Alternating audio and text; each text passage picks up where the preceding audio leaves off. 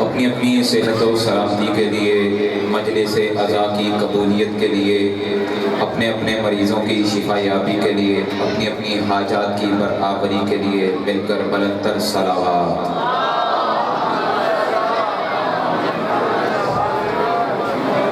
ولی عصر امام زمانہ عجل اللہ تعالی فرجہ الشریف کے ظہور میں تعجیل کے لیے بلند تر صلوات۔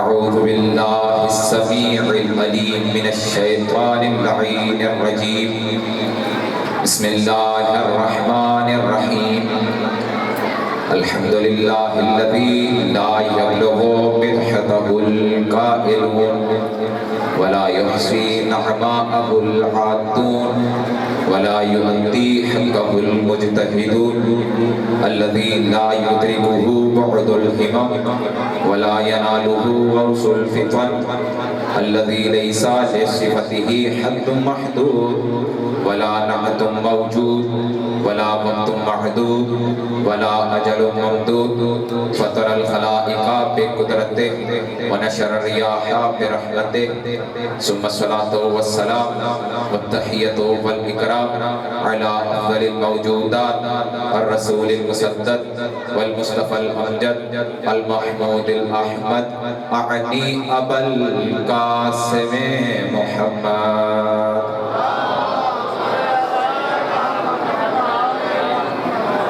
وعلى آله الطيبين الطاهرين المعصومين الذين أذهب الله عنهم الرجس وطهرهم تطهيرا۔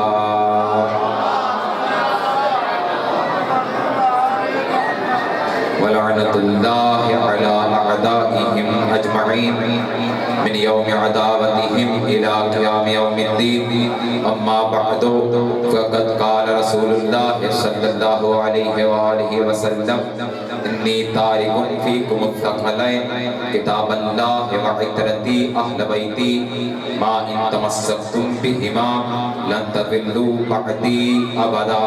صلوات۔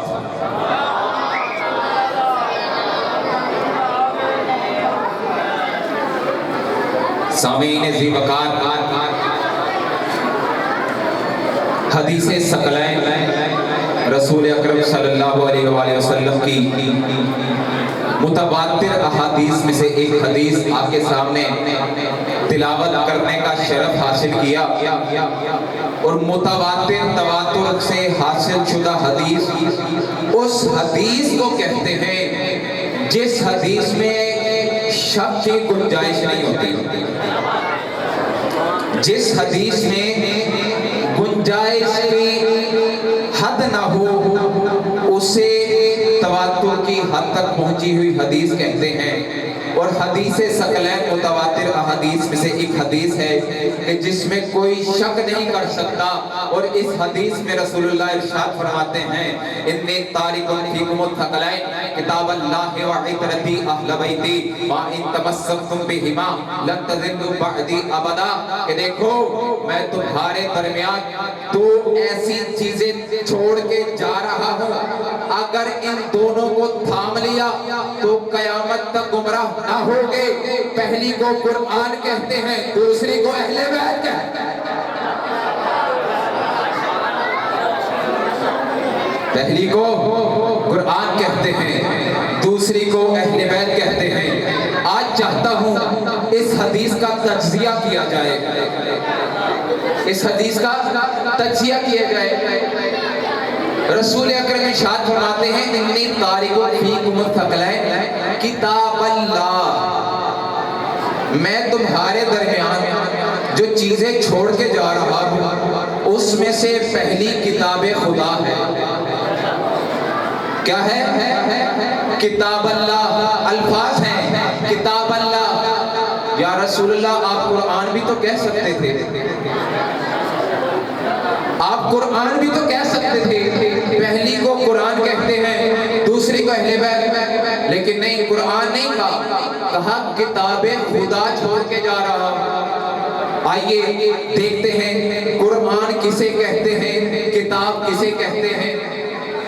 قرآن ہے قراءت سے، توجہ ہے، قرآن ہے قراءت سے، قراءت کہتے ہیں ان الفاظ کو جو سنے گئے ہوں، قراءت کہتے ہیں ان الفاظ کو جو سنے گئے ہوں، لکھے نہ گئے ہوں، جو سنے گئے ہوں انہیں قراءت کہتے ہیں۔ مطلب قرآن اسے کہتے ہیں جو سنا گیا ہو، کتاب ہے کتابہ سے یعنی مکتوب جو لکھی گئی ہو۔ عزیزان محترم توجہ کیجئے گا، ایک نتیجے تک لے کے جانا چاہ رہا ہوں۔ قرآن ہے قراءت سے جو سنا گیا ہو، کتاب ہے مکتوب سے جو لکھی گئی ہو۔ رسول اللہ یہ نہیں کہہ رہے کہ میں قرآن چھوڑ کے جا رہا ہوں جو آج تک تم سنتے آئے، میں وہ کتاب چھوڑ کے جا رہا ہوں جو لکھی جا چکی ہے۔ اب کوئی یہ نہ کہے قرآن فلاں نے جمع کیا تھا،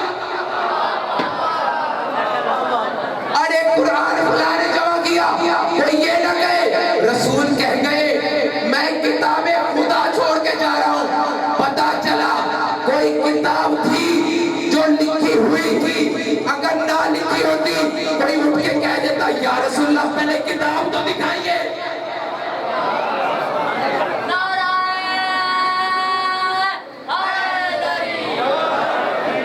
یا رسول اللہ پہلے کتاب تو دکھائیے، وہ کتاب ہے کدھر؟ کسی کا اعتراض نہ کرنا دلیل ہے۔ قرآن لکھا جا چکا تھا، رسول ہدایت کر کے جا رہے ہیں کہ دیکھو قرآن سے تمسک کرو، قرآن ہے کتاب خدا۔ یا رسول اللہ کتاب تو مل گئی لیکن ملے گی کہاں سے؟ کتاب لکھی جا چکی نا، کتاب ہے مکتوب جو لکھی جا چکی ہو۔ یا رسول اللہ کتاب تو لکھی جا چکی ہے پر لینی کہاں سے ہے؟ لینی کہاں سے ہے؟ کتاب تو لکھی جا چکی ہے، لینی کہاں سے ہے؟ فرمایا پریشان نہ ہو، وَإِتْرَتِي أَهْلَ بَيْتِي، کتاب چاہیے ہو تو میرے اہل بیت کے در پہ آ جانا۔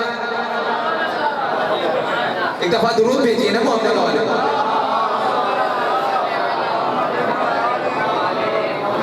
عزیزان محترم آج چاہتا ہوں قرآن و اہل بیت کا تعلق بیان کروں۔ قرآن اور اہل بیت، قرآن ہے قرآت سے، اور عزیزان محترم قرآن کی ہے 114 سورتیں۔ قرآن ایک کتاب ہے نا، ہر کتاب کے یا صفحات ہوتے ہیں یا ابواب ہوتے ہیں، لیکن قرآن ہے سورتوں کا مجموعہ اور ان کی تعداد ہے 114۔ یعنی اللہ اعلان کر رہا ہے اگر تمہیں قرآن چاہیے ہو تو وہ ایک کے ذریعے تمہیں 14 سے ملے گا۔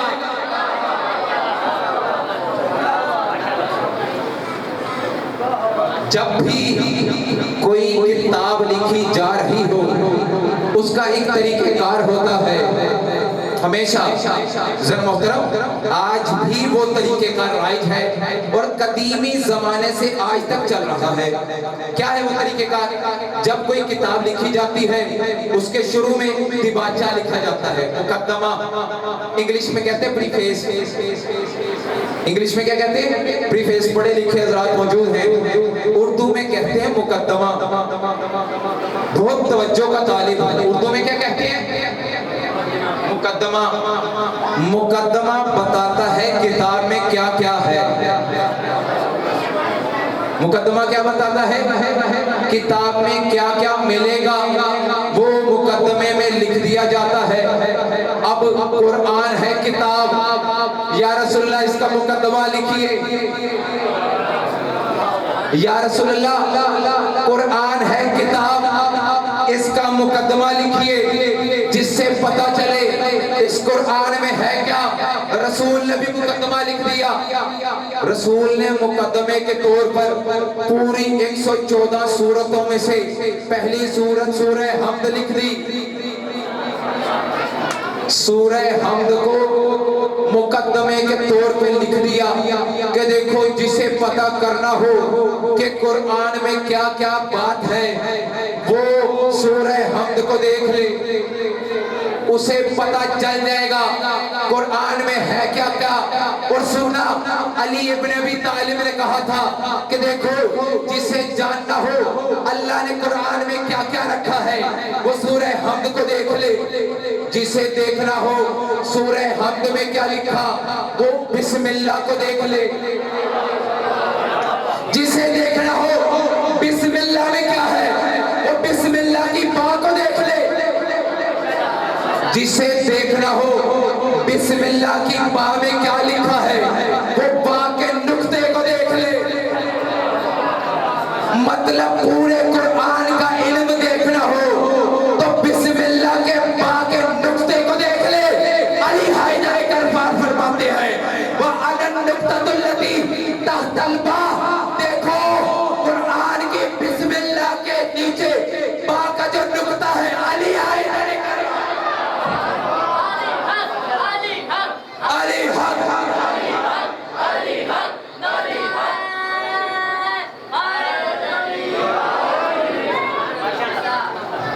ذرا محترم، قرآن میں جو لکھا ہے الحمد میں لکھا ہے، الحمد میں جو لکھا ہے بسم اللہ میں لکھا ہے، بسم اللہ میں جو لکھا ہے بسم اللہ کی با میں لکھا ہے، بسم اللہ کی با میں جو لکھا ہے وہ با کے نقطے میں لکھا ہے۔ علی حیدر کرار نے فرمایا میں ہوں با کا نقطہ، تو ایک جملہ دے دوں، تیار بیٹھے ہیں ایک جملہ دے دوں۔ مطلب علی کہہ رہے تھے کہ دیکھو قرآن کا پورا علم جسے چاہیے ہو وہ علی کو دیکھ لے، اس لیے تو مکہ و مدینہ کے منبر پر علی حیدر کرار بیٹھ کے اعلان کرتا رہا سلونی سلونی، پوچھو جو پوچھنا،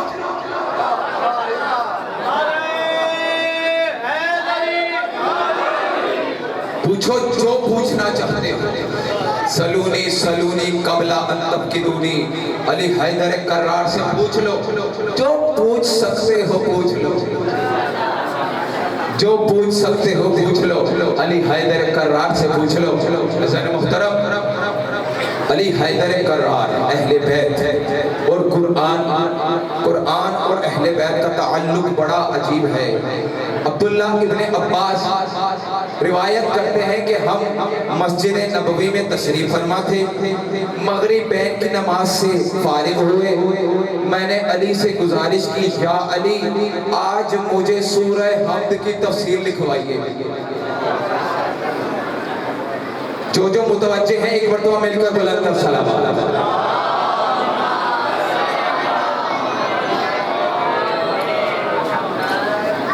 یا علی مجھے سورہ حمد کی تفسیر لکھوائیے۔ نماز کا وقت تھا، کون سی نماز تھی؟ مغربین کی، عشاء کی نماز کا وقت تھا۔ علی بیٹھ گئے، کہا عبداللہ لکھنا شروع کرو۔ عبداللہ لکھتے گئے لکھتے گئے لکھتے گئے لکھتے گئے لکھتے گئے فجر کی اذان ہونے لگی، فجر کی اذان ہونے لگی۔ عبداللہ نے پوچھی تھی الحمد کی تفسیر، کس کی تفسیر پوچھی؟ الحمد کی۔ جب فجر کی اذان ہوئی علی حیدر کرار کھڑے ہو گئے، اپنی ابا چھاڑ کے کہا عبداللہ بیان بہت زیادہ ہے، وقت بہت کم ہے۔ عشاء کی نماز سے شروع ہوئے تھے، فجر کی اذان ہو گئی۔ عبداللہ نے کہا تھا مولا پوری الحمد کی تفسیر لکھوائیے۔ اب جملہ سننا، عبداللہ نے کہا تھا یا علی پوری حمد کی تفسیر لکھوائیے۔ جب فجر کی اذان ہوئی عبداللہ نے کہا یا علی ابھی تو بسم اللہ کی بھی تفسیر مکمل نہیں ہوئی۔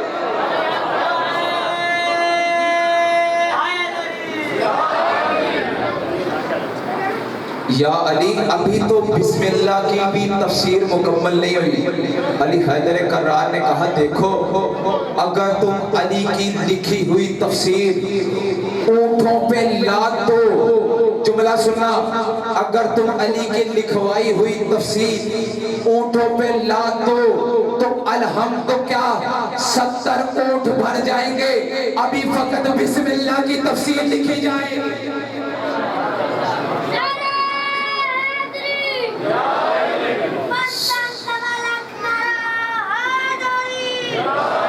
جب بچے نعرہ لگایا کریں کوشش کیا کریں تمام حضرات مل کر جواب دیں، کیونکہ یہی اثاثہ ہے، یہی وہ ہیں جنہوں نے یہاں آنا ہے، یہی علی والے بنتے ہیں جب نعرہ لگاتے ہیں یا علی کی صدا سنتے ہیں، ماں کی لوریوں میں علی علی سنتے ہیں، بڑے ہو کے علی علی علی علی سن سن کے علی والے بن جاتے ہیں۔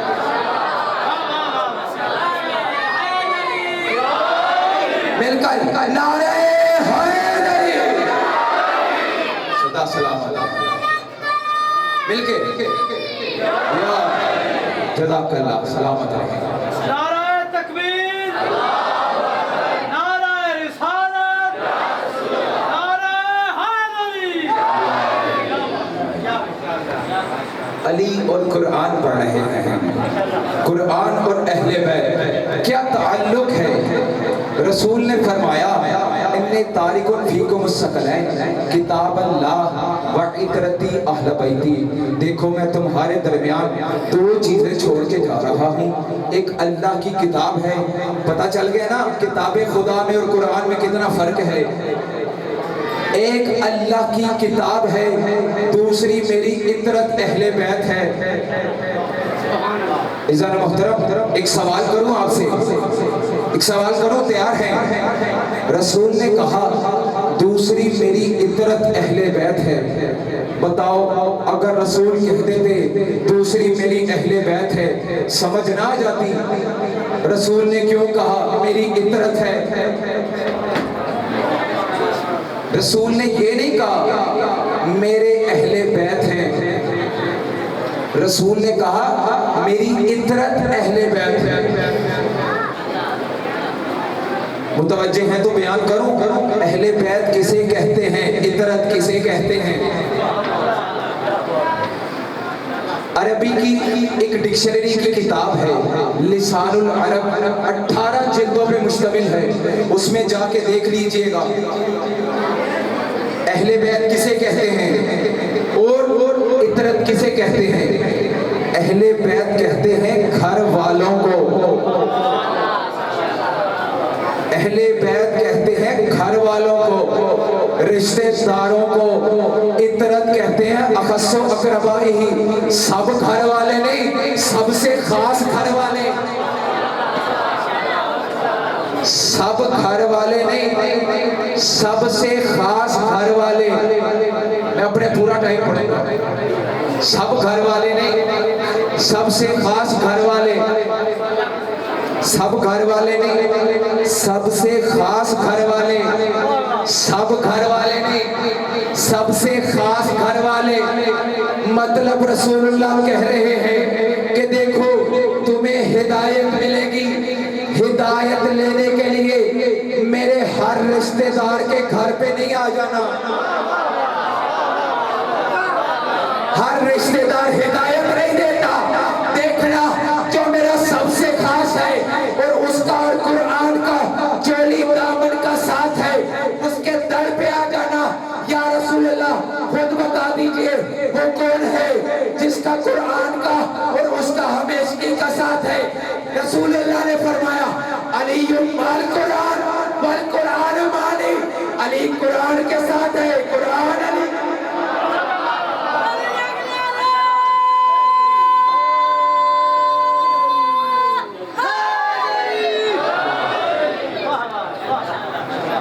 علی قرآن کے ساتھ، قرآن علی کے ساتھ۔ جانے محترم جلدی سے گزار رہا ہے، رسول کی حدیث کو مکمل کر رہا ہوں۔ ما ان تمسکتم بہما، اگر تم نے ان دونوں سے تمسک کیا تو کبھی گمراہ نہ ہوگے۔ میں آپ سے کہوں کہ ڈاکٹر صاحب، کوئی ڈاکٹر موجود ہو، میں اسے کہوں ڈاکٹر صاحب مجھے دوائی دے دیجئے، میں بہت بیمار ہوں، دوائی لے لوں، دوائی کھاؤں ہی نہ، ڈاکٹر کے پاس چلا جاؤں، کہوں ڈاکٹر صاحب مجھے شفا نہیں ملی، ڈاکٹر کہے گا تو نے میری ہدایت کے مطابق عمل نہیں کیا، جو میں نے کہا تھا تو نے وہ کیا نہیں، تو شفا یاب کیسے ہوگا؟ رسول نے کہا تھا اگر ہدایت چاہیے تو دونوں کے در پہ آنا، ایک قرآن ہے دوسری میری اہل بیت ہے، پتہ چلا حسبنا کتاب اللہ کافی نہیں، اگر ہدایت چاہیے قرآن بھی چاہیے، اہل بیت بھی چاہیے۔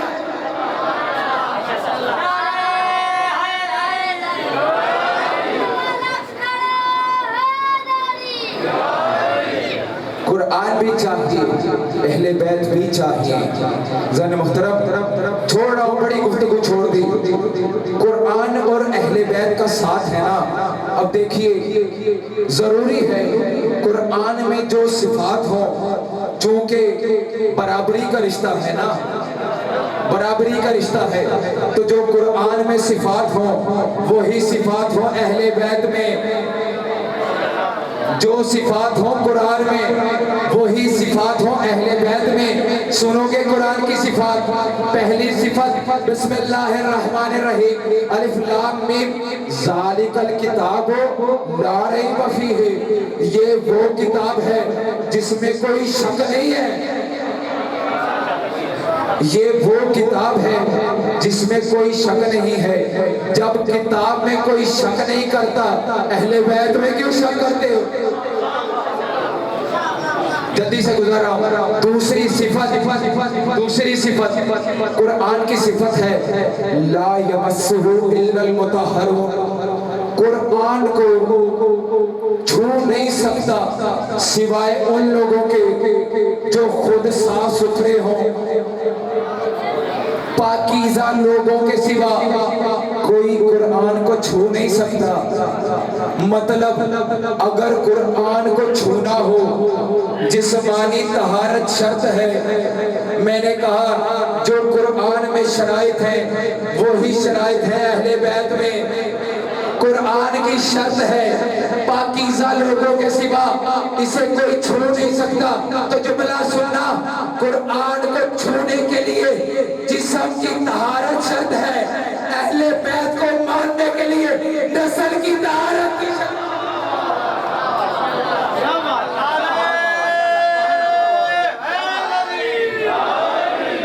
اہل بیت کو ماننے کے لیے نسل کی طہارت کی شرط ہے۔ اور قرآن سورہ فصلت آیت نمبر 53 میں ارشاد فرماتا ہے سَنُرِيهِمْ آیَاتِنَا فِي الْآفَاقِ وَفِي أَنفُسِهِمْ حَتَّى يَتَبَيَّنَ أَنَّهُ الْحَقُّ، ہم انہیں آفاقی نشانیاں بھی دکھائیں گے، اندر کی نشانیاں بھی دکھائیں گے، ایسی نشانیاں بھی دکھائیں گے جو بولتی ہوں، ایسی نشانیاں بھی دکھائیں گے جو خاموش ہوں۔ کیوں اللہ دکھائیں گے؟ حَتَّى يَتَبَيَّنَ أَنَّهُ الْحَقُّ، تاکہ پتہ چل جائے یہی حق ہے۔ پتہ چلا کوئی بھی حق ثابت کرنا ہو دو دلیلیں چاہیے، ایک بولتی دلیل چاہیے، ایک خاموش دلیل چاہیے۔ رسول کی رسالت کی دو دلیلیں چاہیے، کیونکہ رسول ہے حق، حق کے رسالت ہونے کے لیے دو دلیلیں چاہیے، ایک وہ جو خاموش ہو، ایک وہ جو بولتی ہو۔ اللہ نے رسول کو دونوں عطا کر دی، ایک خاموش ہے ایک بولتی ہے۔ خاموش کو قرآن کہتے ہیں، بولتی کو علی کہتے ہیں۔ سنو گے علی بھی حق ہے نا، علی بھی حق ہے، علی کو بھی دو دلیلیں چاہیے، ایک خاموش دوسری بولتی، ایک خاموش ہے دوسری بولتی، بس تمام کر رہا، ایک خاموش ہے دوسری بولتی۔ خاموش کو قرآن کہتے ہیں، دوسری بولتی کو حسن کہتے ہیں۔ توجہ سے سنیے گا، اگر توجہ سے سنیں گے لطف آئے گا۔ مجلس کی آخری مراحل پہ ہے، ایک خاموش ہے، خاموش کو قرآن کہتے ہیں، بولتی کو حسن کہتے ہیں۔ حسن کے لیے بھی دو دلیلیں چاہیے، ایک خاموش ہے دوسری بولتی ہے۔ خاموش کو قرآن کہتے ہیں، بولتی کو حسین کہتے ہیں۔ اسی طرح دلیلیں چلتی جائیں گی حسن عسکری تک۔ اب حسن عسکری 11ویں امام بھی حق پہ ہے، انہیں بھی دو دلیلیں چاہیے، ایک کو قرآن کہتے ہیں، ایک کو مہدی کہتے ہیں۔ اب مہدی بھی ہے حق پہ، مہدی کو بھی دو دلیلوں کی ضرورت ہے، ایک خاموش دلیل ہے ایک بولتی دلیل ہے۔ خاموش کو تو کہتے ہیں قرآن، بتاؤ بولتی کو کیا کہتے ہیں؟ خاموش کو کہتے ہیں قرآن، بولتی کو کیا کہتے ہیں؟ ارے مہدی ہے حق پہ، اس کی حقانیت کے لیے دو دلیلیں چاہیے، ایک جو خاموش ہو، ایک جو بولتی ہو۔ ارے خاموش تو قرآن ہے، بولتی کیا ہے؟ اب آج پتا چلا اللہ نے عیسیٰ کو کیوں اٹھا، اللہ نے عیسیٰ کو اٹھا لیا تاکہ پتہ چلے مہدی بھی حق پہ ہے، پہلا بھی حق پہ ہے، آخری بھی حق۔ عزیزان محترم، کسی نے رسول اللہ سے پوچھا تھا، یا رسول اللہ آپ نے کہا ہے میرے ہیں 12 اوصیاء، میرے ہیں 12 اوصیاء، پہلے کو علی کہتے ہیں، 12ویں کو مہدی کہتے ہیں، یا رسول اللہ آپ نے یہ بھی ارشاد فرمایا 12واں جب آئے گا تب عیسیٰ بھی آئے گا۔ یا رسول اللہ میرا ایک سوال ہے، ایک امام ہوگا، ایک نبی ہوگا، بتائیے نماز کون پڑھائے گا؟ آخری جملہ، آخری جملہ، اب آپ کی مرضی، جس طرح مرضی سننا۔ یا رسول اللہ ایک امام ہوگا، ایک نبی ہوگا، بتائیے نماز پڑھائے گا کون؟ رسول نے کہا امامکم منکم، دیکھو جو تمہارا امام ہوگا وہی نماز پڑھائے گا۔ جملہ کہہ، اب جملہ کہہ دوں، تمہارا امام نماز پڑھائے گا، نبی کے ہیں 12 اوصیاء، 12 جانشین، 12واں آئے گا عیسیٰ کو نماز پڑھائے گا۔ جملہ جس طرح مرضی سن لینا، تمہاری مرضی۔ ارے جب 12واں کسی معصوم کے پیچھے نماز نہیں پڑھتا، ارے اس کا پہلا غیر معصوم کے پیچھے گئے۔ ارے جب 12واں کسی معصوم کے پیچھے نہیں پڑھ سکتا، ارے تم نے سوچ بھی کی ہے کیسے لیا پہلا کسی غیر معصوم کے پیچھے پڑے گا؟ عزیزان محترم، گفتگو بہت طویل تھی، وقت بہت مختصر۔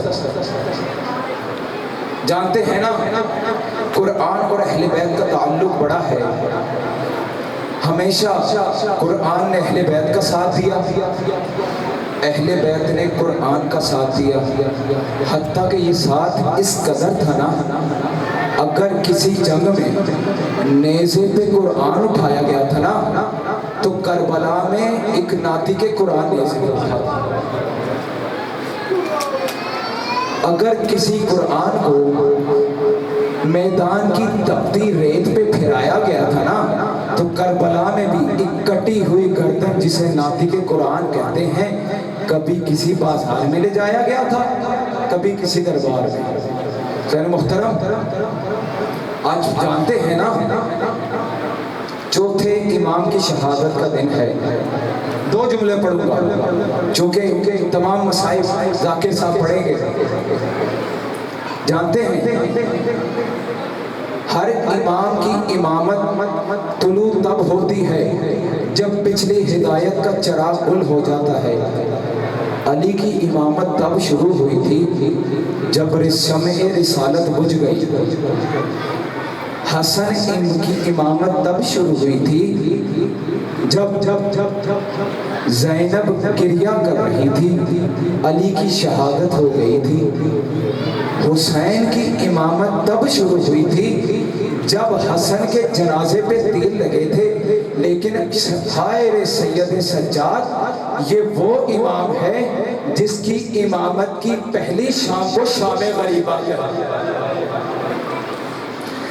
جس کی امامت کی پہلی شام کو شام غریبہ کہتے ہیں۔ جانتے ہو نا، کوئی نہیں جانتا، کوئی روایت نہیں بتا سکتی ہر امامت کے امام کے آغاز میں پہلا سوال کیا کیا گیا تھا، کوئی نہیں بتا سکتا۔ جب علی امام بنے تھے کس نے کیا سوال کیا تھا، جب حسن امام بنے تھے کس نے کیا سوال کیا تھا، جب حسین امام بنے تھے کس نے کیا سوال کیا تھا، لیکن تاریخ بتاتی ہے جب سید سجاد امام بنا تھا نا، پھوپھی آئی تھی دروازے پہ، ایک سوال کیا تھا، سید سجاد بتائیے ہمارے سروں پہ چادر نہیں ہے، خیموں میں جل کے مر جائے یا باہر۔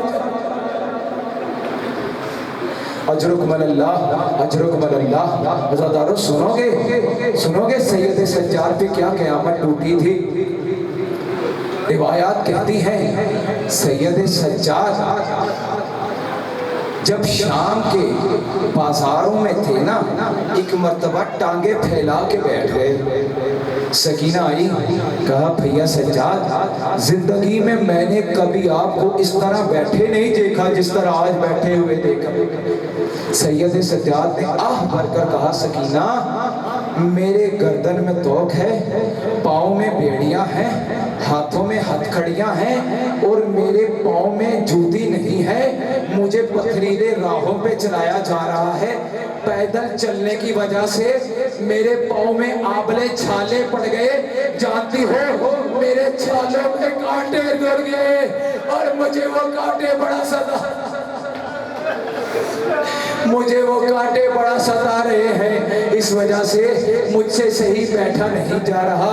हाय रे, मैं कहता हूँ जब सैयद सज्जाद की हथकड़ियाँ खुली, सकीना की हथकड़ियाँ खुली थी ना, सकीना ने आगे बढ़ के सैयद सज्जाद के पाँव में से कांटे निकाले थे, लेकिन सकीना से पूछने वाला कोई ना था। सकीना आप भी तो नंगे पाँव चली, आपके भी तो पाँव में कांटे लगे, लेकिन आपको किसी ने ना पूछा। हाय सकीना आइए, हम आपके पाँव से कांटे निकाल देंगे। अजरुकम अल्लाह, अजरुकम अल्लाह। आखिरी जुमला, जब सैयद सज्जाद को जहर मिल गया ना, एक मर्तबा बाकिर बेटा आगे बढ़े, सैयद सज्जाद का सर लिया, अपने जानों पे रख दिया।